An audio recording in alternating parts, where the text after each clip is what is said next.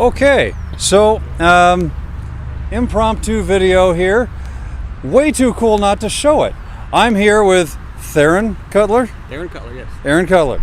Okay, and he's going to tell you a little bit about this very cool custom Cobra.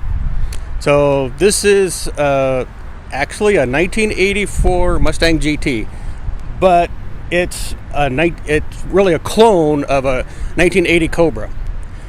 When I went to find one of these cars, I couldn't find an 80 Cobra that I really wanted, so I found this beautiful 84 with the T-top, so I said, I will build my own clone. And when I built it, I decided to build it, you know, if Ford was going to make a Cobra, a real performance model, this is my version of vision of what it would look like if they'd actually done it. Yeah.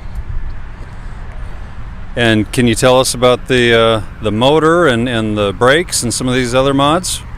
Yeah. So the engine is a 331 stroker.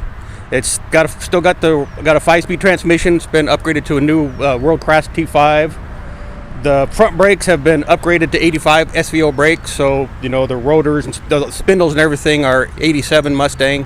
Had to change them for that. On the back, the rear end's been upgraded to an 8.8.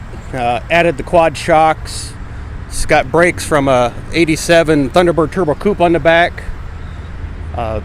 Flowmaster exhaust on it. You know, all the suspension, all the shocks have been upgraded. Sway bars been upgraded. So it runs and drives like you think a Cobra should. Well, I tell you what, it is absolutely phenomenal. You don't see enough of these 4i Foxes at the national shows and the regional shows and all this.